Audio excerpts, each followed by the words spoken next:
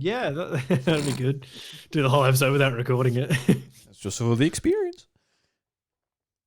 All right. My Furphy rounds are both themed, kind of. Loosely. Excellent. I guess mine are too. I tried to theme them because it's the aim of the game. I don't know. Do what you want with your stories. Actually, I might just pull up how I introduced the show too, so we don't stuff it up too many times. I like how the room you're in looks like a professional recording setup. You've got some game devices there as well. You can see it's very professional. My room's just my bed. Well, that's where the magic is made, Ash. The bed. Yes, me struggling to sleep. That's not good at all, man. I hope you go all right. Oh no, I'm all right. I just can never sleep properly. Yeah, I'm the same. I'm up thinking I should be playing a video game, or I just get stuck on YouTube on my phone. That is actually the biggest thing. I have a very I put my phone on Do Not Disturb, and I'm like, right, I cannot touch that until the morning. That's good. I need to do that. I put mine on Do Not Disturb, but that's because I'm watching YouTube. I don't want to be disturbed watching YouTube. Oh, damn. That's funny. You ready, man? Born.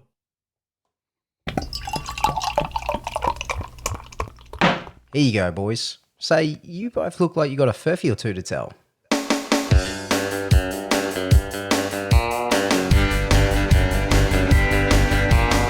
G'day everyone, and welcome to Crackin Furphys, the show where we crack furphies over some cold ones. I'm your host, Drew Agnew, and joining me along the bar is my good mate, Ash Wallace. Ash, how we going? I'm feeling good. How are you, my friend? Oh, I'm feeling good and juicy for tonight, Ash. Episode 1. So juicy. Yeah, we're getting into it tonight, Ash. How are you feeling? You feeling jazzed to get into Crackin Furphys after 3 pilots? Oh, those pilots went pretty smoothly. The middle pilot might have hit a bit of turbulence, but I think the other 2 went pretty well. I think I'm pretty keen for tonight. Excellent. Yeah, that's what the pilot's all about. But now we're in full flight. We're flying to Mexico, and we've got a couple of beers with us. We actually are drinking Furphys for the first time. We didn't want to get too excited in the pilots. We didn't want to put all that money into a 6-pack. God forbid. That's a big investment just for a 6-pack. But we've got the Furphys. I've got a crisp lager. Do you have a pale ale there, or what are you working with? I've got the refreshing ale. Refreshing ale, yes. Clean, crisp crack. Oh, yeah. Oh, that's delicious, Ash. That's well done. Very nice. I've already opened mine, to be honest. I bought a 6-pack on the way home from work, and I cracked one open, had one, and I'm halfway through the other one. So I don't want to get too ahead of myself and open a third one here, but I tried something really, really interesting today, Ash. Well, not that interesting, but I thought it was quite nice. I actually had a shower and had a beer in the shower. I thought it was really nice. Really relaxing. Shower beer? Have you never done that before? No, I've done it a couple of times, but I often don't think about it. To be honest, I don't drink that much at home. I'll have a beer or 2 if I go out or something, but I don't think to drink at home that much. Might have the odd rum or something like that, but yeah, just the idea of I'm doing the show. Let's make our Thursday night recording session into an actual a typical catch up. If you live locally, we'd go out to the bar, we'd catch up, see how we're going. But since we don't, we can make this podcast into that. So I don't know if I'll go through a 6-pack every Thursday. Don't know. No, I certainly won't. I've only brought one up for tonight. I think that'll probably cover me. But no, shower beers were back in the days when we used to go out and stuff. That was always you'd get home from work. If you finished late, you'd just jump straight in the shower, crack a beer, be sinking a beer while you're having a shower, get yourself clean to go out afterwards. Even just sometimes before house parties we used to have when I lived in Perth. And yeah, I'm partial to a shower beer or 2. Oh, they're really good. I think I got the idea. I was listening to a podcast and I said, "Oh, how do you feel about a shower beer?" And I was like, that sounds really good. So anyone who hasn't tried it, definitely recommend it. Personally, for my shower, we just done it up. We got a brand new bathroom, and I actually don't have anywhere to put a beer. So I actually have to like put it like just out the shower on the ground, you know, while I'm doing shampoo and soap and stuff, and I've got to like lean over and pick it up. But if I had like, I really should have thought about it because we literally just done it up. I need like a nice bottle holder just on the wall right there. That would have been really ideal, but. You can get suction cup ones. I actually used to have one when I lived in Perth, and I had the whole setup for like the fun shower. I had the one for the bottle holder, and I had a Bluetooth speaker that was suction cup to the wall, like a shower speaker. It was awesome. It led to me spending way too long in the shower though. Yeah, because I'm wasting water. I've got one of the what they call the Apple speakers. I've got they called whatever, little speaker for my phone, which I have in the bathroom, and I pop up a podcast on YouTube or something. So I pop up just my phone just so I can still see it, and I'm hearing it through the speaker. So I'm basically just standing there obviously in the nude with a beer, just watching these boys talk. Just imagine like if whatever magic of like modern TV science, when they're doing the podcast, they can see their audience and there's just you naked holding this beer. And they have to try to like maintain decorum while they're doing it, like, keep a straight face. And I don't know about you because obviously we're doing a podcast right now, and I've done nearly 200 episodes of The House of Mario at the time of recording this. And sometimes you do think like, what are people doing when they're listening to your show? Are they driving to work? Are they picking up the kids on their horse and carriage? Are they, going for a run? There's so many things and there's so many reasons people listen to podcasts to like get rid of time to educate themselves or whatever. And you could just imagine just like, I wonder what just randomly pick a household that is tuning in right now. It's just me just standing there, just dripping wet, just sipping a beer. Like, yeah, good points, boys. Good points. Stark naked. You're scene. Oh, what's the movie where they're like, she's dancing and she like gets back on the chair and pulls the chain. It drops water on her. Just completely glistening. You'd be the number one audience member for sure. Yeah, for sure. Just what everyone wants to picture. You would think just someone in the car, just driving, but no, it's just Soapy Drew. Soapy Drew having a good listen. Nothing else. Soapy Drew. Nothing else. Could be a bit more crude. There's lots of things you can do in the shower, which take a bit more imagination, but none of that. Just sipping a beer. All right, so Ash, let's introduce the word furphy to people. I know some people are like, what the hell is furphy? Especially outside of Australia. Furphy it could mean doing a backflip. It could mean eating a piece of cheese. But it means none of those things. I'm just going to pull it straight from Wikipedia, just get straight to the point. So this is the quote. So furphy is an Australian slang for an enormous or improbable story that is claimed to be factual. Furphys are supposed to be heard from reputable sources, sometimes secondhand or third hand, and widely believed until discontinued.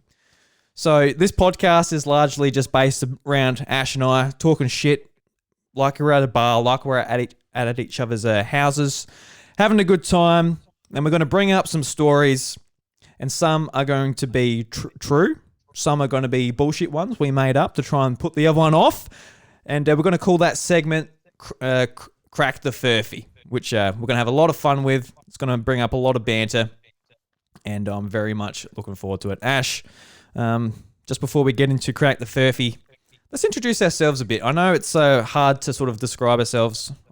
We did it in the pilot episode. I'm like, my name's Drew. That's about it. But but how would you describe yourself, Ash? You're a good lad, so I'm sure some good things have to come to mind, not all the bad things, Yeah, well, so I grew up in South Australia. I grew up in a town very close to the one that you live in now. We went to high school together in my early years of high school.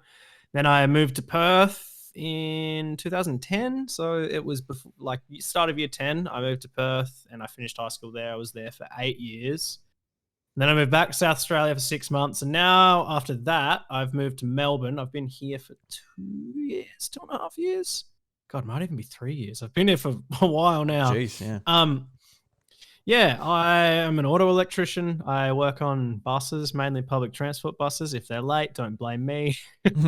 What else? Pardon me.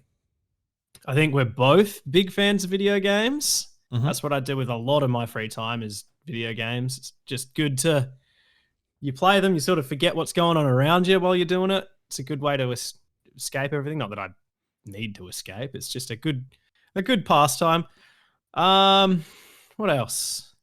I'm really into music. Play a few instruments. None of them well, but I like to think so.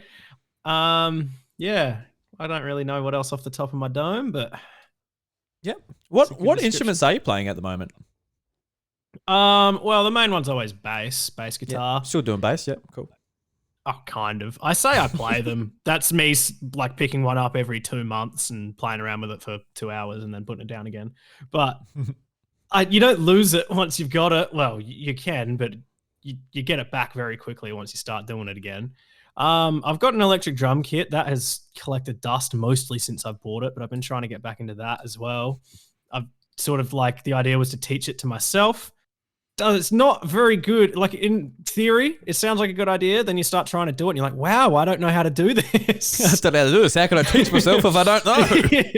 Yeah, that's it. So yeah, that was a good idea at the time. And I just have not gotten around to being good at it yet. And it takes a lot of time to be good at an instrument you've never played before. I can also play a bit of guitar just because bass and guitar are very similar. I've got a guitar. I've got 2 acoustic guitars. I've got a bass guitar. I've got the electric drum kit. The idea with all of that was to start doing sort of trying to teach myself to record music as well. But if you can only play one of the instruments any good, it makes it hard to make music. Nobody wants to listen to just bass. You need the rest of the band. I don't even think with the rest of the instruments that people want to hear the bass. Oh, you'll be surprised though if bass isn't there. You notice it. I think it's a I know. It's one of obviously those really things important. where everybody's like songs playing, like can't even hear the bass, but you take it away, you can tell. Yeah, I remember someone saying, "Oh, the bass sucks." I'm like, seriously, dude? Like, it's really important to like a good song. You'll be able to hear it, and you know. Imagine if the bass didn't exist, Seinfeld just have a blank theme. You wouldn't hear it at all. It would just be like those weird popping sounds in the background, like the boop, boop, boop, boop, and that's it. Who knows if it would have even taken off? Like Jerry Seinfeld's like, I'm actually not that funny. It's just all the theme. Just carries the whole show. Yeah. That theme just slaps. It does. It really slaps. Bass guitar pun because it's slap bass. Just someone's out there. Like, someone out there's like, nah, I got you. I don't know. I guess for myself, I'm Drew. I'm from South Australia, and I'm a farmer with my my dad and my mum. Just the 3 of us out there on the farm together. Quite like the country life. Quite enjoy it. I play soccer. As Ash said, really into video games. Even host my own Nintendo podcast called The House of Mario. Which we had a lot of fun, and this podcast actually sort of comes from there. My co-host on there, Bryce, we work at a bar, and we really did enjoy Furphy, and we're always talking Furphy, and we're drinking it on that podcast, and we sort of had the idea, so hey, let's make drinking a beer and talking shit and bringing news stories and bring conversation to its own show, and eventually that finally happened tonight with Ash. So really excited about that. Apart from that, not too much. I'm sure we'll be able to share a lot more throughout the podcast and many more episodes. You'll find out if you tune in. If you don't, that's all cool. No, it's not. You better tune in. I did play drums in high school, and I played for a couple of years afterwards, but now it's been long enough where I'm like, I can't say I play drums anymore. I think the other day, it's still set up at my parents' place, and I went in there, had like a 2-minute hit. And I'm like, yep, cool. So I can't say I play drums anymore. I really wish I could say I still played drums, but I don't, unfortunately. I love playing the drums, though. It was like a really big passion sort of almost 10 years ago. Bloody hell. Drums is a hard one to keep up, though, especially into like your I wouldn't say later years, into our years now, because drum kits are so big and they make a lot of noise. Yeah. Especially since you've moved out of your parents' place and you probably don't even have room for them, let alone can't make the noise when you play them. Makes it very difficult. That's why I bought an electric one. that's still like surprisingly noisy just with an electric one. I'm not too worried about the noise because my neighbor, I can hear him play drums. He's actually my tiler. He actually turned out to be the tiler for my bathroom, and he came over. Oh, no way. And we talked about it then. He's like, "Oh, sorry, I'm not too loud." I'm like, I don't care at all because that just makes me feel good if I decide to bring my drum kits back. But I've just got I got this spare room where I do the podcast and gaming and Twitch streaming and stuff, and I just don't really have a corner in here to put it. And I don't want to put it out in the shed because then it will get rusty and dusty and all of that type of thing. So. Yeah, don't know. I was thinking about getting an electric one as well, but I'm like, I don't know. Still got to find a corner for it. Being electric doesn't help that. Yeah, they don't take up that much less yeah. room than an actual one. They do take up like a fair bit less, but it's still like the whole stand and everything's still like basically as wide as an actual drum kit. Yeah, so they're as wide, nowhere near as deep, I would say. But yeah, anyway, that's drum kit talk. That's what we can talk about. Whatever we want. We can make this a drum kit episode if you want, Ash. If you want. So the thing about the Alesis Nitro Mesh 900 is yes. Oh. Are you a Pearl man or what was my drum kit? Was it a Mapex? I think it was a Mapex. Yeah, mate. The I'm brand. pretty sure Mapex is a drum brand. Yeah. Are you a Pearl or a Mapex man? I think Pearl's the expensive one. So if I was buying a drum kit, it would be Mapex. Yeah, I got a secondhand Mapex. If I was going to buy whatever I wanted to, Pearl's the brand name. I'll go for that one. Everyone thinks I'm cool. So, Pearl drum kit. I'm like, yeah. It's also, I remember my dad used to play drums like way back in the day. And he always used to tell me that his drum kit was a Tamer drum kit. Tamer. Ooh. I think that's like pretty expensive. I don't know where he got the money from, but anyway. Jesus. Maybe he that was made it sound like my dad was a thief or a drug dealer or something. He wasn't. I just didn't see him spending money on things like that. He might have been really into drums before he had you. Yeah, before I came along and ruined everything. Yeah. No, he played in a band way back in the day. He's told me a few stories about it, but him never too seriously. Yeah. They just did it for fun, played a few covers. That was about it. Yeah, that sounds cool. All right. So, Ash, shall we try and crack a furphy, my friend? Let's do it. You see? Now that's a frothy furf. All right, Ash. So who's going to go first? Who is going to try and crack the furphy? I've got 3 stories here. Do you have 2 or 3 rounds? I've got 2 rounds. Mm-hmm. And both rounds are 3 stories. Okay, cool. I guess I can go first then, so you can go in between there. All right, so 3 possible headlines are here. So the first one is male fertility. How everyday chemicals are destroying sperm counts in humans and animals. The second one, female fertility. How everyday chemicals are improving egg counts in humans and animals. And the third one, transgender fertility. How everyday chemicals are improving and destroying counts in humans and animals.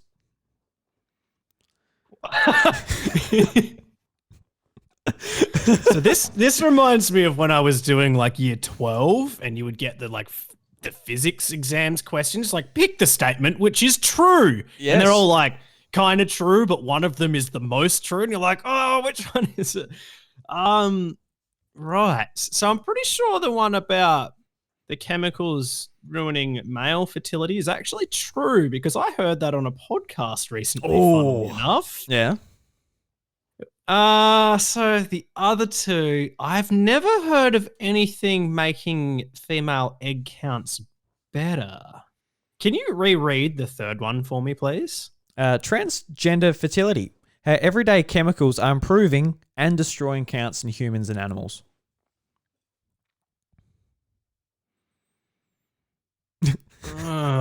See, I really feel like that the egg one, because the thing I heard about, it was there was something about, it was reheating your food in plastic containers is actually really bad for you and can ruin your fertility as a male. and that it was all about fertility. I feel like they would have said something about the female eggs getting better while the males are getting worse, if that were the case. So I'm going to go with story number 2. Is the Furphy? Is the Furphy? Well, you'd be correct, my friend. That is the Furphy, and the real one is the one that you did hear on the podcast. So male fertility, how everyday chemicals are destroying sperm counts in humans and animals. And that actually comes from abc.net.au.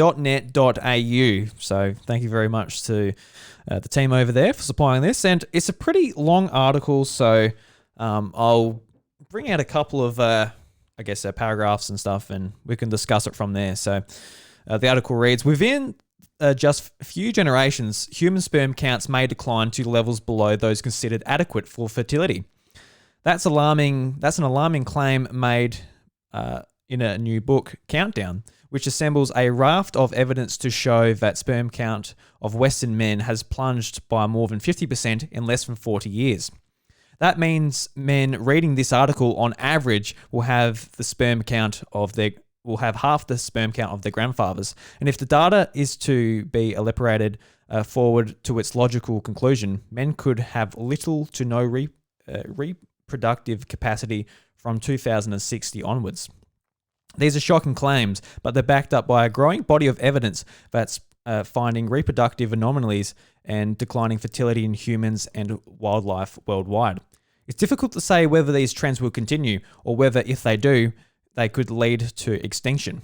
But it's clear that one of these main causes of these issues, the chemicals we're surrounded by our everyday lives, requires better regulation in order to protect our reproductive capabilities and those of the creatures which we share our environment.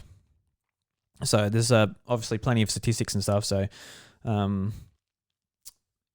can read them out if the conversation sort of needs it. But it is a little bit concerning, obviously, being young males being very much the target of this. If we ever did want to reproduce, well, I personally don't actually want kids, so this story literally doesn't mean anything to me. So you'll be just like, just don't worry about it. Yeah, well, I don't have to worry about it. I think there's enough people in the world already.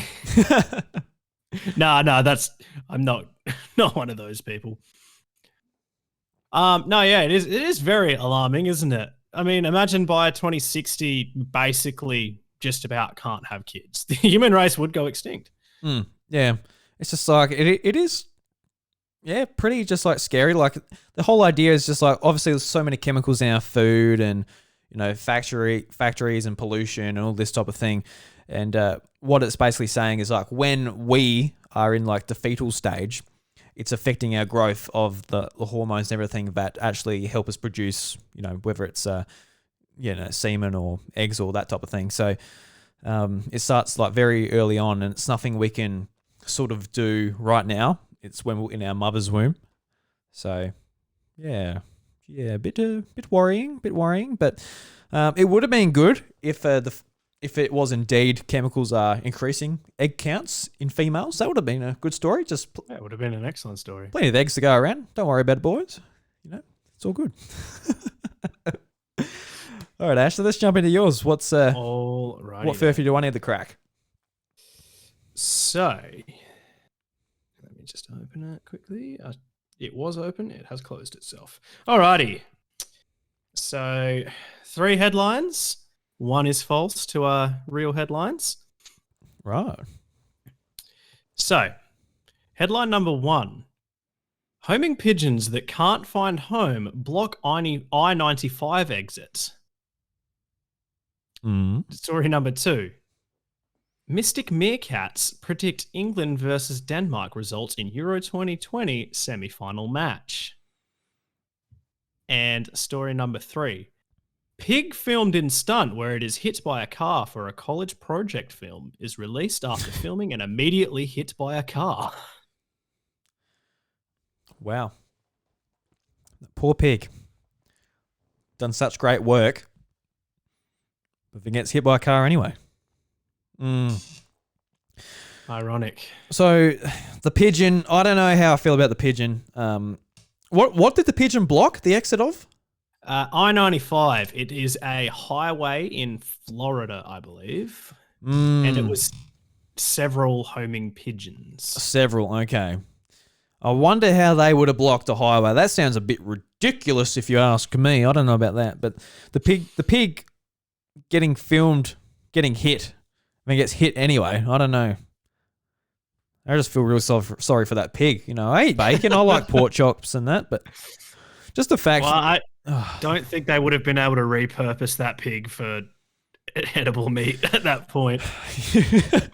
All the college students just like pick him up. All right, boys, we're bacon tonight. Oh. Somebody fire up the barbecue. Woo! And the middle one, just repeat that. I seem to forget them as soon as they're read. Okay, hang on. Mystic Meerkats predict England versus Denmark result in Euro 2020 semi-final match. Yeah, no, that means nothing to me. I don't even know what sport that is, to be honest. Oh, you're a football man. It's the Euro 2020. It's the Euros. It's on right now. I didn't know there was a team called the Meerkats. There you go. I got to be honest with you, Ash. No, wait. Mystic Meerkats, as in actual meerkats, predicted the result of England versus Denmark. Yeah, see, no, look, when it comes to sport, I love physical activity. I love playing sport. I love watching it in person. But I could not care about keeping up with like leaderboards and the players and leagues. And even though I play soccer, I don't watch soccer. If footy's on at the pub, I'll watch it. I enjoy it, but I don't keep up with it at home and stuff. So I just got literally no idea. I feel like when you're talking sport, it's basically describing how to change RAM in a computer to your grandma, you know? He's got no idea. Like, so what does this shit do, son? Do you take the ram? What does the ram do? Is that like a male sheep? Like, what exactly is happening here? So, yeah, I got no idea. So safe to say I'll be the resident sportsman then? Yes. Oh, you definitely will be. You definitely will be. Look, I'll try and be up and trendy. I'll try and get into the sport to talk with you on the podcast. That's all right. You don't have to. I have I really like sport. I follow a lot of sports, but I don't care when other people don't. I understand why you wouldn't like it. I used to hate it. I don't know. Not even saying I don't like it, Ash. It's just I don't know shit all about it. I can sort of treat it like a normal session at the pub where, you know, the footy's on. Oh, come on, Tigers, come on. I'm like, yeah, Tigers, come on. Yes, get around the beers, boys. The Tigers will have a good match tonight. Come on, Port Power. Come on, Crows. What a showdown this is, boys. Yeah. All right, so I'm going to put in my Furphy prediction here. I think I'm going to say it's the pigeons. People are just going to run over the pigeons. I don't know. There we go. All right. So you were incorrect. Oh, for fuck's sake, Ash. The homing pigeons that couldn't find home did block an exit on the I-95. It was the pig filmed in stunt where it is hit by a car for a college project film, then released after filming and immediately hit by a car was the Furphy. Oh, well, I'm relieved for one. That's very relieving. Felt very bad for that pig, but I got to be honest, I thought that pig was doomed in the end. But let me just quickly open this article and I'll tell you about these pigeons. Tell me about these pigeons, please, Ash. I need to know. So, Daytona Beach, Florida, an exit off Interstate 95 in Florida had to be closed for 3 hours after 100 homing pigeons fell off a truck and refused to move, posing a driving hazard to motorists, officials said Wednesday. How big are these pigeons? Are they little cows or what? Pigeon-sized. I'm looking at a picture. They're just pigeons. I have to say the name of the article title is very clickbaity. Pigeons that couldn't find their home. They couldn't not find their home. They just refused to move. So don't feel sorry for them now. Hang on, there's a quote here. It's the worst case scenario. Homing pigeons that can't find their home, the news release said. Is that the worst case scenario? I feel good for their city if that is the worst case scenario. Like, nothing worse happens. That is like... Nothing could possibly be worse than this. People turn on the news, Like, oh, fuck, these pigeons can't find their homes. Oh, the whole family's just, oh, it's okay, Jimmy. I was like, wipe your tears. It's all right. This news article is also from Florida, where the infamous Florida man news article meme comes from. So I feel like they've definitely had worse news stories in the past. Yeah, I reckon they're sort of twisting their words a little bit here, Ash. I'm not that impressed with the reporting. I think they might have exaggerated things a little bit. I think they might have embellished a few words in there as well. But hey, that's journalism. That is journalism. Well done. I shouldn't. That's a very generalizing way to put it. I'm sure a lot of journalists don't write like that, but some do, and they're paid to get clicks. So what site was it from? That was from ABC, but that was like American broadcast. Is it community? American broadcast community? It's not the Australian one. They just have the same acronym. Yeah, because when I hear an American say ABC, I'm like, oh, you've got that too. There you go. You got ABC. I think theirs is also how ours is like a government funded thing. So they're not paid by outside organizations to influence them. I'm pretty sure the American one is just completely commercial. So they are paid by outside sources, and they will like make their stories about what their sponsors and everything want. I think anyway, don't quote me on that. But yeah, so the ABC in America and Australia are very, very different. They probably don't get no, they probably don't get bananas and pajamas on there. So it's not as good already. I agree. But on the grounds of Play School. Oh, Play School. That was a good show. I actually hated Play School. You know, because I remember it just went forever, and I just wanted it to finish so Thomas the Tank Engine could come on. And Thomas the Tank Engine, it's like a 5-minute show, and I was waiting there for like 45 minutes, waiting for it to come on, and like 5 minutes goes by, and I was like, oh, well, that was a great episode. Percy got reunited with the Annie and Clarabelle, and God, it was a banger show. I love it. Are they the actual names? Annie and Clarabelle, yeah, they were Thomas's personal carriages. And Percy, he was the oh my God. He was the green one. I don't think I've ever watched Thomas the Tank Engine. I've watched Thomas the Dank Engine. Oh yeah, that's a great show too. Yeah, I was just obsessed with Thomas the Tank as a little kid. Yeah, I absolutely love that show. See, I had All-Star growing up, so I don't think I ever really watched any of that sort of stuff, any of the free-to-air kids shows. Oh, you're one of those people. Like, I'm too good for Thomas the Tank Engine. I'm too busy on Nickelodeon watching Cat Dog. Honestly, barely even knew it was a thing. We always had it on All-Star. Unless Survivor was on, then we were on, what was that on back in the day? Channel 9? I can't remember. Probably, yeah. I don't know. It's not Thomas the Tank Engine. I can't educate you there. Percy, the tribe has spoken. All right, so we'll move on to my story. So I've got 2 Furphys and 1 real story. That's how I've sort of set mine up. I've got 2 Furphys and one correct story. And this one's a little bit obvious, but I just want to sort of talk about it here. So first one, Nintendo perform a miracle and make people on the internet happy with their products and services.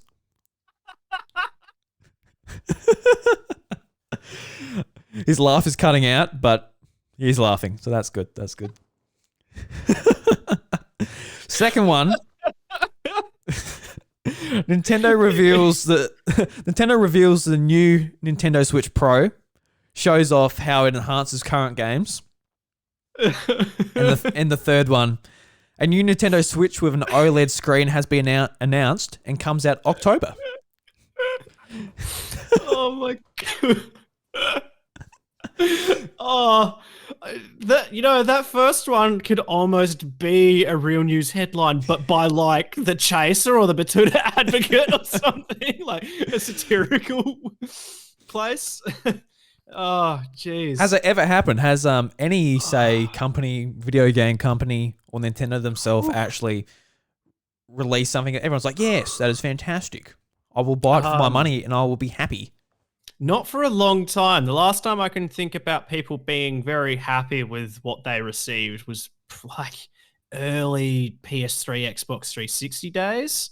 like very early PS3, Xbox 360 days. And since then, people have become very hard to please. Just before, before the internet was like mainstream.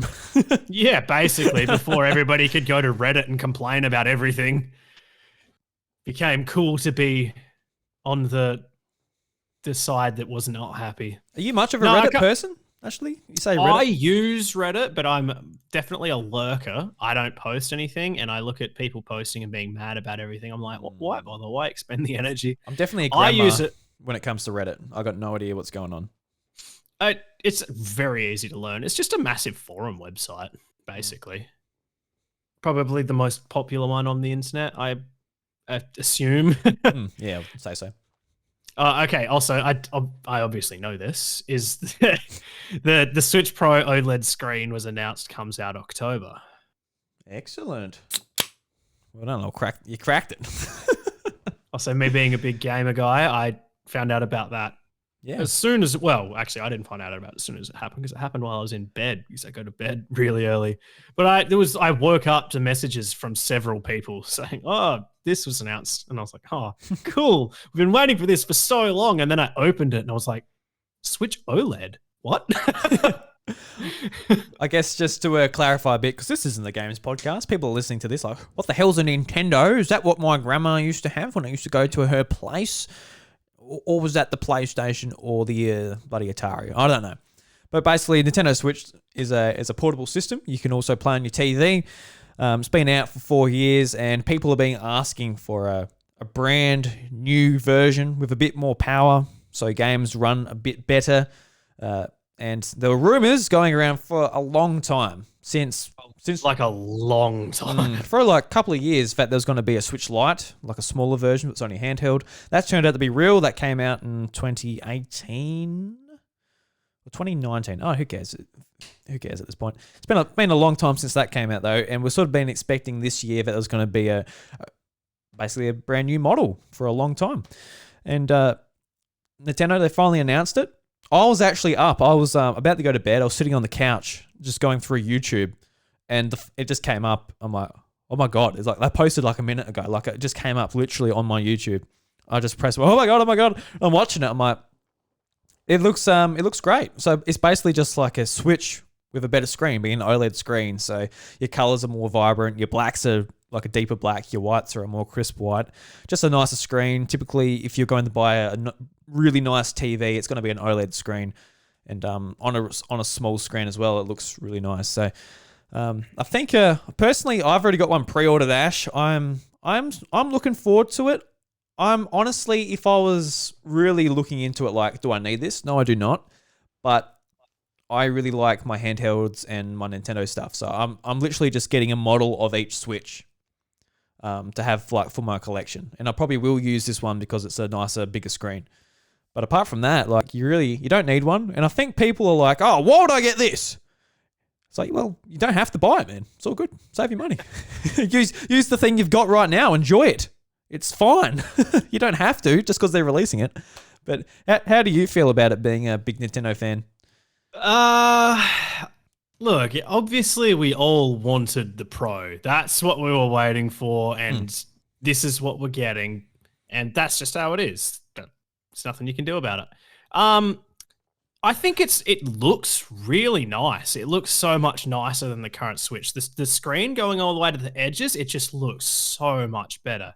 Definitely. Having said that, it's not very much bigger, even still, and I personally very, very rarely play handheld. I'm one of the few people that just always plays docked. So personally, I probably won't get it just because of that. If I did play handheld, like more or a lot or mostly, then I'd probably definitely get it. But because I don't, I kind of want it just because it looks really nice. It's also got bigger internal memory and better sound. But again, I've bought a massive SD card for my Switch that's like only half full.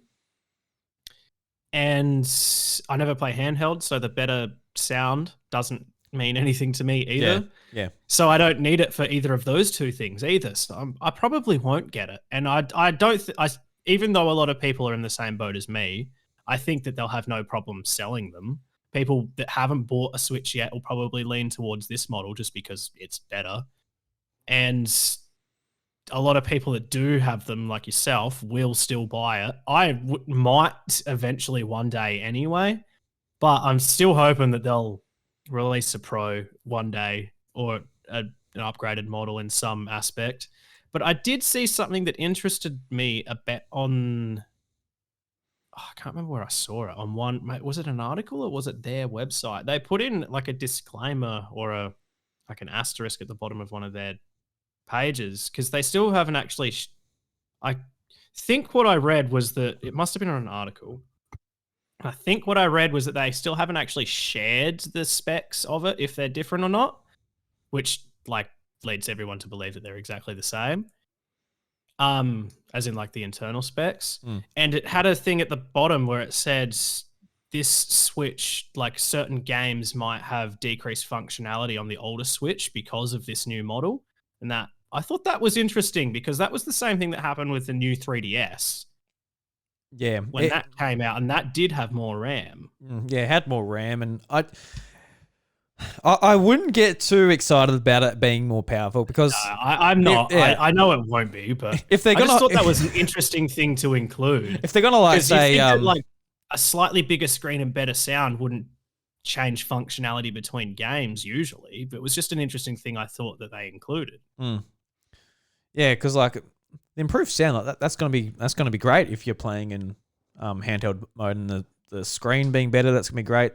If you use the kickstand, that's going to be great. It actually takes up the whole back instead of one little sliver coming out the back. But like, yeah, I wouldn't. I think people are like really looking for it to be what it isn't. Just looking into the trailer and say, oh, they haven't actually said anything. But don't know. If it did have more RAM and it ran games better, that would be the first thing they say. That is, why would they leave that out of their marketing? That would be really strange. But I know. I just really like, I know it will be exactly what's been marketed already. I just thought like, I guess I thought it was a weird thing to say because what game would have decreased functionality on the old Switch compared to this one because of the screen being bigger or the sound being better? Even like most people when they're playing handheld probably play with headphones anyway. Yeah, don't know. It's just an odd thing to say. Yeah. Oh, well, if you want some more in-depth Nintendo chatter, you can tune in to us at the House of Mario. But until then, we'll leave this one as a mystery, Ash, as a mystery. I'm looking forward to it. I've pre-ordered it. I'm a bloody shill. All right, so $540 this thing is now. I know it's almost the same price as the digital edition PS5. Yeah, which is the different devices, and I don't know. It's not that bad a thing, I guess, but. Nah, I think these days that's a pretty like between 450 and 600 is a pretty like, it's what you'd expect from a console. Definitely. Especially a brand new one or a newer iteration of one. Yeah. Yeah, it's like I say that both of the Xbox and the PlayStation was 750. Yeah, you can get the Xbox Series S for 500 in Australia though, so it's more expensive than that. But yes, but the Xbox Series S is less powerful than the Xbox Series X. But you can't pick that. You can't pick it up and play it. Yeah, that is true. You also can't play it on a plane. If you had an outlet, you might be able to. If you take like the TV and stuff with you. Oh God, that would be funny to see somebody just set up on their tray table. I'll do it. I probably won't. I've got a Switch, so. I'll just play my Switch with my slightly bigger screen and better sound. Yeah, all right, better kickstand. Finally onto my third Furphy. It's gonna fall apart from here, Ash. All right. So before we get too sidetracked again, I'll give you the second round. Yes. Okay. Now my first round was animal themed. This one is like dolphin themed. That's still an animal. This is B to maybe C or D grade celebrity themed. Okay. So headline number 1. Man sets up CCTV for his house after front yard ornaments keep moving about. turned out to be a drunk Elijah Wood playing a prank. Article number 2. Lana Rhoades says she has proof we're living in a simulation. Okay. And story number 3, Stakem starts bizarre Twitter beef with Neil deGrasse Tyson. Okay, so Twitter beef, that should be pretty easy to start up. Everyone starts up Twitter beef. If you're a celebrity, you probably have to do it to stay relevant. Get some articles written up about you, bring them up on Crackin Furphys, just really get that spotlight. Stakem is, I'm pretty sure it's like a steak brand, which is why it's even funnier because it starts a Twitter beef. Okay, yeah, I didn't know that brand, so there you go. But like a lot of these brands, they are sort of like doing like just random stuff. Like you see Wendy's on Twitter in the States. They're just like always starting Wendy's beef. Wendy's are savage. Why are Wendy's so savage? I don't know. I guess the social media team's just like, we will stand out and this is how we'll do it. We'll go after McDonald's and more preferable places. Because like Wendy's in Australia fucking sucks. Yeah, it really does. Like I hear Americans talk about it, and it sounds awesome. It's just like an actual fast food place. It's like McDonald's or Hungry Jack's for us, Burger King for them. Over here, it's for a few types of ice cream, milkshakes, and a hot dog. Yeah, they have like the ad where it's like, the shaken dog, and it's like it's just a combo with a hot dog and a milkshake. And that was a pretty effective marketing. But I once got food poisoning from a Wendy's hot dog. From a hot dog. I've hated hot dogs ever since. They are disgusting. Yeah. Yeah, I'm not too keen on hot dogs. I know what's in them, so. Yeah. Plenty of sauce and plenty of bread when I have a hot dog. All right, so the ornaments moving around the front yard. So that could happen from Elijah Wood. Cheeky Elijah Wood having too many furfies. Too many furfies. All right, so I'm trying to remember what the middle one was now. What was that one again, Ash? You seem to like forgetting the middle one. I do. The middle one was Lana Rhoades says she has proof we're living in a simulation. All right, so I'm actually really keen to hear what this proof is because I too have these feelings that I'm just in a simulation. I just find myself during the day just like feeling my arms, being like, this isn't real. I'm simulated. I'm simulated and I'm stimulated all day. Well, funny you should say that. I accidentally wrote situation when I wrote it out, but I know it's simulation, so I corrected myself before I said it. But if I just said proof we're living in a situation, I'd be like, what situation? So that bit of information you gave me there, did you just give away? But that's the Furphy. That's the made up one. No, I copied it. I brought it up on when I do this, I bring them up on my computer and then I write them out and Google it on my phone because it's just easier than searching it on my phone. All right. So I know your process now. All right. Good to know. Thank you, Ash. Thank you for that. Also, just out of curiosity, do you know who Lana Rhoades is? No, not really. No. Oh, okay. Well, you're a very good Christian boy, aren't you? She's a former adult film star. Ooh, this is awkward. I do know who she is. Now that you pointed that out.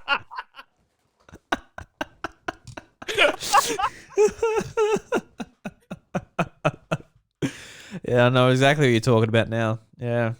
Okay. Oh, that was brilliant. Yeah. No, because I remember seeing Rhoades and thinking, oh, that's very similar spelling to like Rode, like the microphone brand. That's how that sort of like stuck in my head. Oh my god. Oh, maybe this is the proof that we're living in a simulation. Okay, yeah, I'll go with that one. That's the Furphy. Hopefully she's a very nice lady and she's not psychotic like that. Well, Lana Rhoades does indeed think that she has proof that we're living in a simulation. The fake one, my phone has just locked itself. What's with your phone, Ash? What's going on? Yeah, I don't know. The fingerprint scanner doesn't work properly.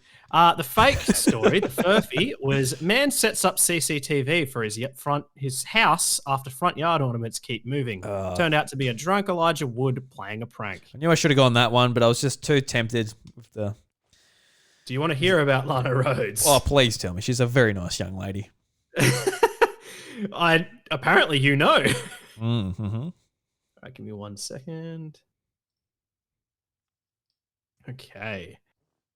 So, the computer simulation theory has attracted the attention of some of the most revolutionary minds of our time. Tesla and SpaceX founder Elon Musk, award-winning astrophysicist Neil deGrasse Tyson. That ties in with another story. There's that man. And now, none other than Lana Rhoades. Oh, watch her explain the theory here. No, I don't want to. Don't watch a video of her in it on the show, Ash. You'll get a. We're not gonna do that. I'll be getting some weird ads after that, targeted ads after that. Okay, hang on. Here's a bit. Lana argued that the 12 zodiac signs and their personality traits assigned to each one are solid evidence supporting the concept, adding, a lot of people will agree if you're a Virgo, you have Virgo personality traits. If you're a Libra, you have Libra personality traits. If you don't believe in astrology, then just ignore this. But people who do, this might make sense to you. This seems to be baseless so far. It kind of seems like the designer or creator of this simulation got a little bit lazy and didn't want to design an individual personality for each person. It's actually pretty funny. So they came up with the coding or the system. If you're born in this month, you get this personality. I don't know. It seems a little sus to me. Yeah, well, I guess that's exactly the kind of take I would expect an adult film star to have on this sort of topic. Yeah, is that the type of thing she thinks about when she's like, on the set, she's getting her makeup and all that sort of stuff done, and she's just sat in a chair, looking into the mirror, looking into her own eyes, just thinking like, are we in a simulation? Is this what is really happening? But because I just take while she's on set performing. Oh God. She's a professional. She's in the work while she's working. She's in the moment. She's in the moment, yes. But I just feel like, with the star signs and stuff, it's like such a rough outline. And those star signs are set up to be like, they can sort of really just be adapted to anyone. And if you read your own star sign, you're like, oh, that is me. Well, wow. And then, but then like, what I'd usually do, because I don't believe in star signs either, and I literally never read them, but on the off chance, I've probably read them maybe 3 or 4 times in my life. But when I do read them, I usually read like 4 or 5 of them, and I'm like, well, pretty much all 5 of these apply to me. And that's usually how they are. They're just very vague, but they are written in a way that makes it seem personal. I also have found that because I'm born right on the edge of one star sign to another, which is I'm a Cancer by like 1 day, but some star sign guides actually say that I'm a Gemini. So I'm like, if you can change my entire personality by 1 day, and then some of them will even mix and match, I'm like, that doesn't make sense to me. Because I'm a Gemini, so if you were born 1 day earlier, we'll be the exact same person. Yeah, apparently. Well, some guides say that I am, even though. So I'm pretty sure that Cancer usually starts on the 22nd. I'm born on the 23rd. But then I think I've seen ones where it says that Cancer starts as early as the 20th. I don't know. I forget because I don't care about star signs. There was this thing recently. Oh, what was it? We might have been playing a Jackbox game, and I think it might have been Trivia Murder Party, and it was saying something about naming star signs. And I was like, oh man, I don't know. I could name literally Gemini and Cancer and then like 2 others. That's it. That's all I know. I don't know the star signs, let alone know the dates. Yeah, that's how much I care about star signs. Did you lose the game though because of that? Oh yeah. Absolutely. It was one of those things where you had to like get it or you died because it was Trivia Murder Party. I don't know if you've played it before. It's a very fucking game. Yeah. No, I love that one. I've got is it Jackbox Party Pack 3? I think I've got. Yeah, I think it's in that one. It's in 3 of them. There's 3 Trivia Murder Parties now, I think. Oh no, maybe there's just 2.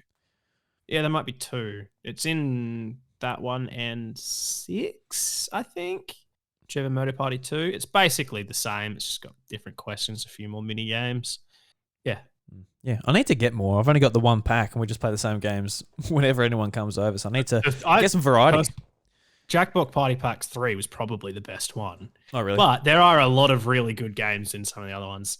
For anyone who doesn't know what we're talking about now, Jackbox Party Pack is a video game, but it's a very social one. So you only need one person to have the game, and you'd put it on a screen, and then you log in. It has to be played over the internet. You use your phone, you log in through your web browser to the website, and then everybody writes in their answers, or in some games you draw pictures and you submit them via your phone, and they show up on the screen.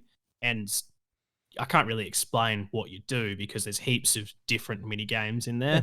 But there's a game that's basically, if you've ever heard of the board game Boulder Dash, it's where you have to, it'll ask you a really obscure trivia question that pretty much no one will ever know the answer to. And you've got to come up with an answer that sounds believable. And then it'll come up with what everybody's written in and the right answer. And you've got to try to pick the right one.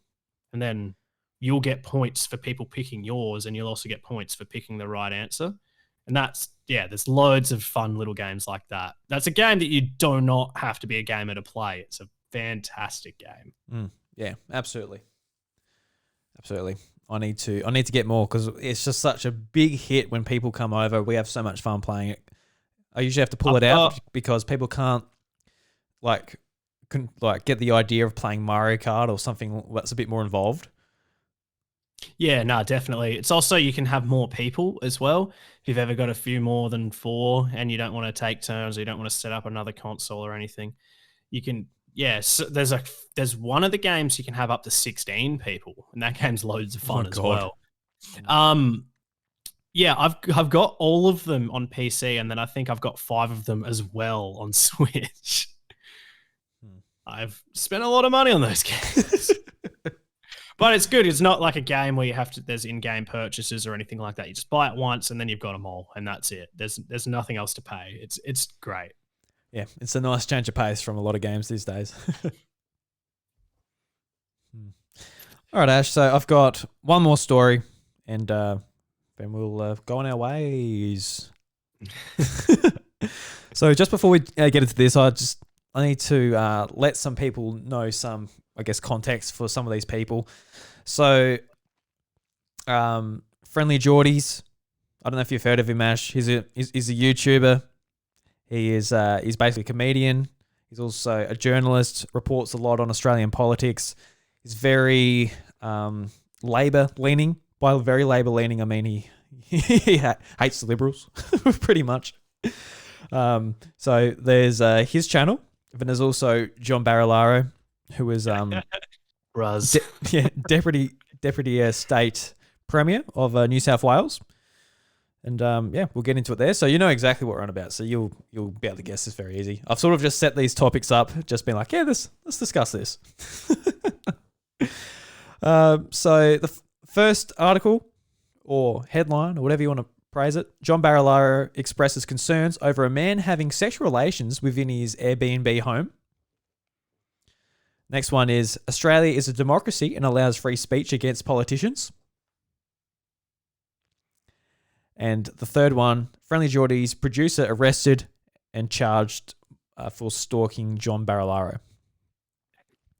So yeah, no, I know this one because I actually only about, I don't know, a few days ago watched about a 17-minute video on it. And very educated then. Yep. Yeah, I actually don't like Friendly Geordies at all. I only just watched it because I thought it was interesting what had happened. It was his producer was arrested for stalking, and it's a wild ride. I can tell you that much. The whole story is it sounds fake. It sounds like this has been made up for a sitcom.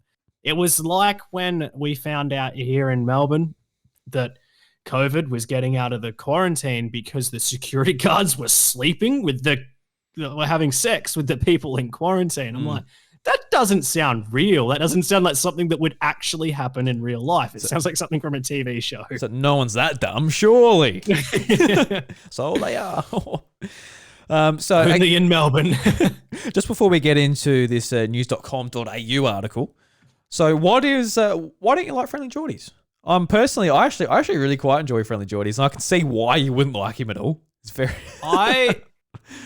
Look, it all comes down to I just don't think he's funny. Yeah. And his videos, like anybody's videos that are that style, very difficult to watch if you're not laughing. Every now and then I have a bit of a laugh, but for the most part, I don't like it. But when you don't like it, you start to just pick on whatever. I think he's really based. He's very like, my opinion should be everyone's opinion. Like, and that bothers me. Like, I have opinions, but I'm like, if you don't agree, then whatever. It's your opinion. You're allowed to have your opinion. But he's very much like, my opinion is law. And it just really annoys me.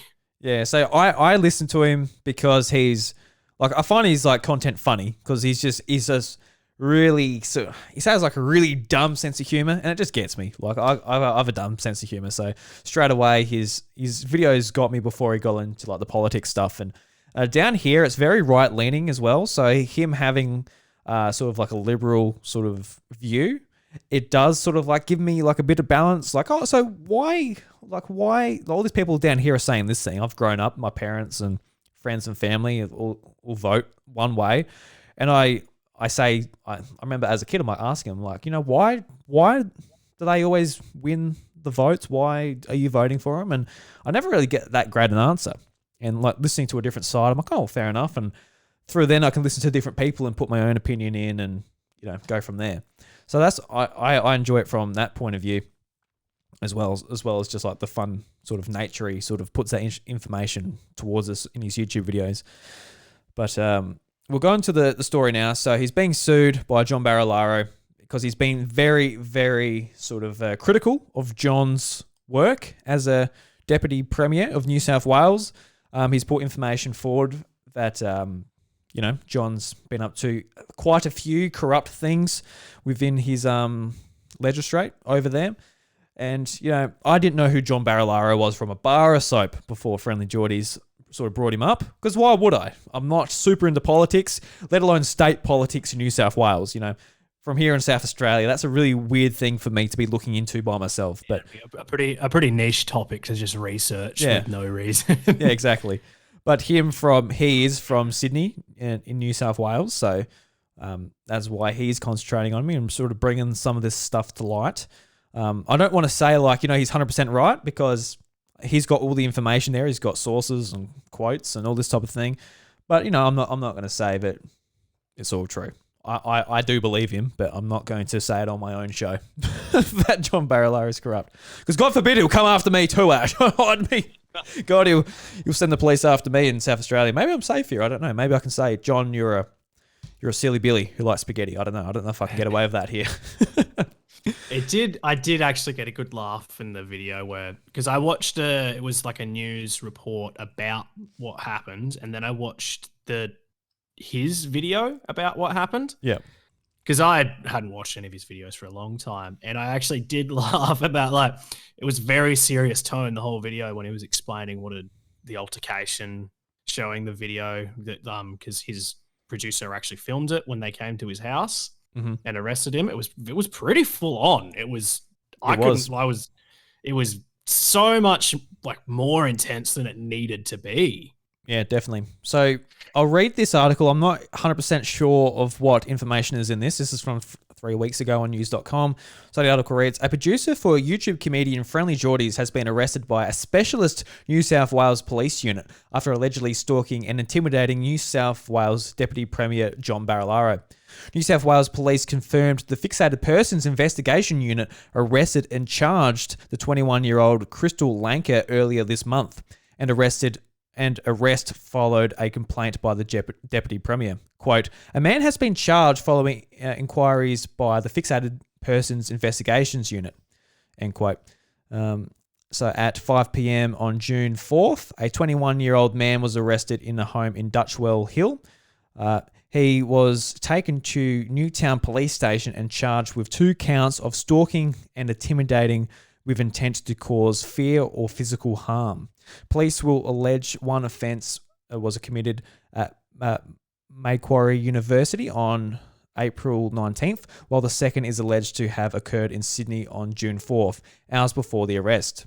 Mr. Lanka was granted strict conditional bail to appeal at Newtown Local Court on June 24th. So there's just like a lot of information like that in here, but Basically, what happened is after like John must have come across Jordan's content, didn't like it, obviously, whether it's true or false, John's not going to be too happy with what's put out there. So he actually put out that he was going to sue Friendly Jordies, and sort of a lot of drama happened between then. No one actually confronted Jordan or the team that they were being sued. So Jordan actually did a stunt where he went up to the lawyer's office and said, all right, can you just give us the documents so we can get this thing moving and, hopefully end it and get it out of our lives. And apparently the terms were that it has to be handed to them to their hand. So Friendly Jordies, Jordan Shanks, he went there with a fake hand. And he handed over, the lawyer or whoever handed over the documents, and it just like fell on the ground because he's got a fake prosthetic hand. He just drops the hand. He goes, whoops. Like he's just like there's a few moments in there which are funny, but it's just like such a total dick. Like fucking this, it'll just frustrate these men so much, I reckon. And as that continues, there was a moment where the producer who did get arrested was he there's footage of him confronting John saying, hey John, you're suing my boss, can you give us this is an exact quote, but can you give us some more information, whatever. And he just drives off, and John drives off, and so all right, well, that's the end of that. There was no sort of stalking, there was no harassment, there was no verbal sort of swearing or anything like that. It was very whatever, but then, yeah. There was definitely there was no abuse or anything like that. He just walks up to the car and goes, hey, John, you're suing my boss, because he's trying to... What actually happened was that the papers were filled out incorrectly. It was the wrong address, and he had the papers, and he was trying to tell him, that's what they say was happening, is that he was trying to tell him. Whether that's actually what he was trying to do, no one really knows. John Barilaro, they never spoke, so nobody knows what he was trying to do. He definitely had the papers though, because he was holding them. Yeah. So they never spoke. He just said, "Hey John, you're suing my boss," and he's just like, "Hey John," and he gets in the car and drives away, and that's the whole thing. Yeah, because John Barilaro, he put on the papers that he lives in Parliament House. So you don't live there, mate. That's pretty obvious, but yeah, it's just a frustrating news story. Like as what a lot of people are concerned about is Friendly Jordies. He comes across as a bit of a dick, and I quite enjoy that in his content. I recognize that, but I'm not too worried. But what people are concerned about is that if we say something like our politicians are not doing what we need them to do, what we elected them to do, what we are paying them for, is that we can't say anything about it. Otherwise, they're going to get like a fucking terrorist group to come to our house and arrest us. Yeah, that's another thing, is that the group that arrested him was actually the counter-terrorism group that was set up after the Lint Cafe siege. And that's what they're being used for. Yeah, that absolutely is not why they were founded. And they arrested a civilian for stalking a premier when he just walked up to him and said, hey, you're suing my boss. And then he got in the car and drove away. Yeah. That was it. Because there's so many conversations this brings up. Like, you got politicians using our tax money as just personal bodyguards to take down people that disagree with them. So that is, there's a few countries you can point towards and say, this happened there, and inspired sort of movements in history that weren't so positive, let's just say, without getting into it. I don't necessarily think that it's that extreme, but who knows what it could lead to if you just let this type of thing slide under the rug. But the last video Friendly Jordies posted was this video talking about this. It's called Arrested, and it's at 1.1 million views at the moment, posted 3 weeks ago. So yeah, it's something I'm definitely keeping an eye on, and it's definitely something for the better part of a month. I've had no Friendly Jordies content, so fuck's sakes, John, get your shit together. So I quite often I come home, I either watch Friendly Jordies or I watch Isaac Butterfield, who's another Australian comedian. There's a nice group of Australian comedians that really make me laugh when I get home. So I quite enjoy that. But Friendly Jordies is one of the top ones I like listening to, whether it's like a serious topic or just him dressed up in a flanny pretending to be a bogan. I don't mind. Either's fine See, with me. I remember those videos as well. They were like the real early ones, weren't they? Yeah, that's what he used to do a lot. Yeah, just like pretending to be a council worker or someone getting a DIY or something like that. Yeah. All right. So that's all I need to say about that. I just brought that up just to talk about that. Very easy for you to crack. I gave you 2 very easy Furphys for the first one, Ash. So I mean, the first one wasn't as easy. Oh no, sorry, it was the next 2, wasn't it? I got 3 from 3. Well done. Yeah, you gave me 2 very easy ones. That's all right. I just wanted to talk about it. I want to talk about the Switch with Ash. So it's like, do they do an OLED or do they make people happy? I don't know. Did you see the meme I sent in the House of Mario general chat? I did. I forgot what it was, but it made me laugh when I looked at it. It was it was like Principal Skinner and Superintendent Chalmers. Yeah. It's like, I thought you said Switch Pro, and I was like, no. I was ProLED. It's a regional dialect. Yeah. So yeah, the Simpsons meme. It's like, oh, I thought we were getting Switch Pro. No, I said Switch Pro LED.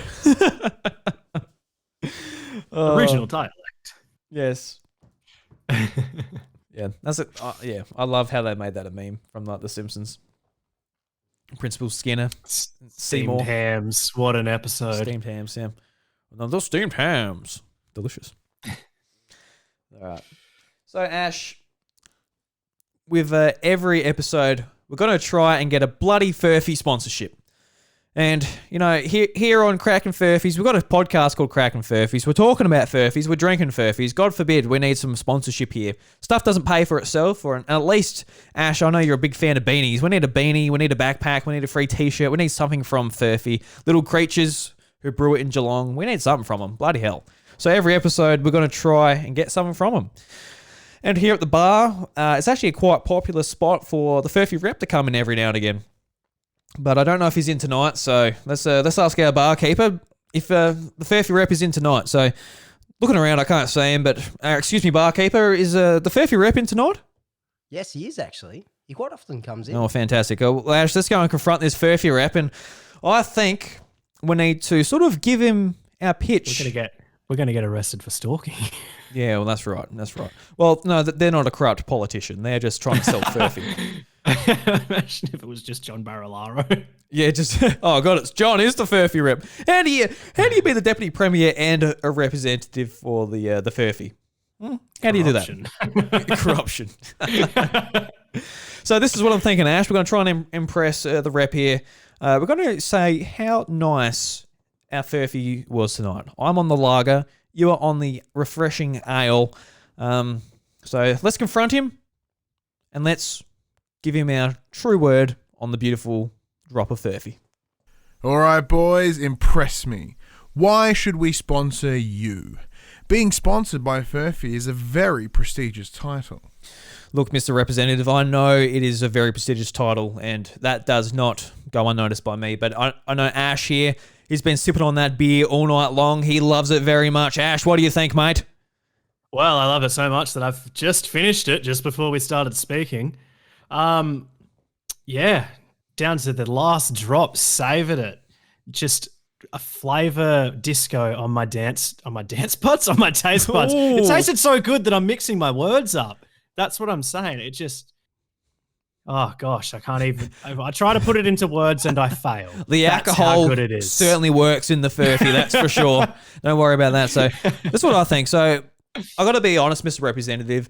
I got really hooked on Furphy. I got the shakes when I don't have it, actually. I love Furphy so much. I can't stop drinking it. I drink it every minute. I brush my teeth with it. It's fantastic stuff. But I quite often drink the ale. The ale is fantastic, and it put me on to pale ale in general. Got to be honest with you, Mr. Representative. Fantastic stuff. But tonight, I'm trying the crisp lager. The crisp lager, it's crisp and it's lager. That's for sure. It's definitely lager. I do enjoy that it comes in a clear bottle. I know the clear bottle is just a marketing tactic. I know this, Mr. Representative. Don't you try and bullshit me. Because, to be honest, how sun gets through a clear bottle, it sort of damages the beer a lot more. So if this is just in the drive-through at a local bar, for example, it's going to be damaged and go foxy a lot quicker. So I'm not too flash on that, mate. It needs to be in a green bottle or brown bottle, much like the ale. But apart from that, mate, if you get it nice and early, so it's nice and fresh, it's a beautiful drop. Compared to Carlton Dry, I think it's really, really on par with Carlton Dry. I'm a big Carlton Dry fan too. I'm not exclusive. Don't you worry about that, Mr. Representative. I've got experience in other beers as well. But this is an absolutely fantastic drop. We're going to be continuing to drink it on this podcast. It's good stuff. I'm on my third drink. I've got 3 more. Will they be finished tonight? Goodness gracious, no. I'm not an alcoholic. Let's not get too excited here. I'm not going to be that good a customer for you. I'm not going to be that customer who comes through every day saying, can I have a 6-pack? And the publican sort of looks at him and goes, all right, I feel bad because you're an alcoholic, but I feel good because I'm making money. Hey, I'm not going to be that customer. The publican doesn't have to worry about that. They can be sort of assured I'm going to be there on a Saturday night, maybe once a fortnight, maybe once a month. But apart from that, I'm good. But I don't know. Mr. Representative, does that sell you on giving us a sponsorship? Maybe just a beanie. Just a beanie for now. Could be a hat. A cap even. No, caps are a bit cheaper. They're not as much to stitch in that. But what do you think about that, mate? Sorry, boys. We're all sponsored up this month. I'll be back next month if you want to give it another go. Well, Ash, we always got next week, my friend. Not this week. We can't get it straight away, but it is what it is. Just quickly, the way you were talking when you were giving your spiel sounded very much how just after talking about politics for so long, how a politician would talk. Is it in the House of Representatives? I think it is where it's like the House of Commons, maybe. I don't know. I don't know much about politics. Where they all debate and stuff like that. And they have to talk to, there's the person that resides above them called the Speaker, and they call him Mr. Speaker. Yes. And you kept you were talking very concise, very well spoken and everything like that. And you would stop and be like, Mr. Representative. It was the same way that they stop and go, thank you, Mr. Speaker. It was really making me laugh. Well, yeah. Well, I think that's just the beer talking. That's just a Furphy. That is the power of Furphy, everyone. It makes you a great public speaker. If you want to do a podcast and you're like, I don't know about starting an episode. It's really, really daunting. I can't talk into a microphone. An audience, oh God, that's really, really scary. Just have 3 Furphys, bang. You're talking about all the most educational, important topics out there. You're talking about sperm quality. You're talking about B-grade celebrities, what bullshit they're getting up to. You're talking about the Nintendo Switch, everyone. So yeah, Mr. Speaker. Mr. Speaker. So yeah. Yeah, just if you ever need to give a public speech of any manner, just smash 12 Furphys. 12, yeah. You'll be fine. You'll be That's wicked. how I got through all of my year 4 presentations. Yeah, you'd have a sip of your dad's West End. See, we're a long way from the days of our dad's West End. How do you feel about West End, Ash? My dad was never a West End drinker, so I've only had it once, and I thought it was disgusting. Yeah. But they're closing the brewery, aren't they? It's done, isn't it? Yeah, no, she done, mate. She done. Mm-hmm. No more West End. But yeah, no, I couldn't care less personally. No, we got Furphy now, Ash. That's all that matters. Yeah, we still have our delicious Furphy. Yeah, the representative is still listening to us. Yeah, Furphy's great. Yep. We're just turn around and say I love it. I don't know if anybody's listening, you can't see me, but I was turning around when I was saying it. Yeah, well, the audio listeners are like, the fuck are you doing? Well, he actually had his head turned. That was the joke. Yeah. I was just seeing if he was still listening, but yeah, in an audio medium, that does not work. Yeah, well, maybe they can see you because they're actually in your house. Oh, well, I certainly hope not. Yeah. Well, to be honest, everyone's just standing in the shower, having a Furphy, listening to the Crackin Furphys. Maybe they're getting some soap studs on their gooch, just getting it nice and clean, getting that dead skin off, just peeling it off their gooch. It's just like an apple. A lot of dead skin for me on the gooch. A lot of dead skin. A lot of good skin. Get that loofah all over that gooch. So that brings us full circle, and that's the end of the first episode of Crackin Furphys. Ash, I had a lot of fun, my friend. I think the Furphys must put us in sync, but I was literally about to say we've come full circle back to the start. Wow. But yeah, no. Wow. Full circle is a good way to end, I would say. Absolutely. We've hit 360 degrees, the perfect reflex angle. Yep. Did you have fun? I had loads of fun. You're always having fun when you're drinking a Furphy. Absolutely. The rep's still here. Keep it coming. We'll have a bloody Furphy sponsorship by episode 5 at this point. All right, Ash. I'll see you next week, my friend. It's time to get back to our missus. Back out the bar. Well, mine's not here, so. Yeah, no, she's not. She can't come to the pub with you. It's all about the theme, Ash. We're at the bar. We're not at home. We're not doing this over Discord. It's all good. All right. All right, Ash. I'll see you next week. See you, dude. No worries. See you later, my friend.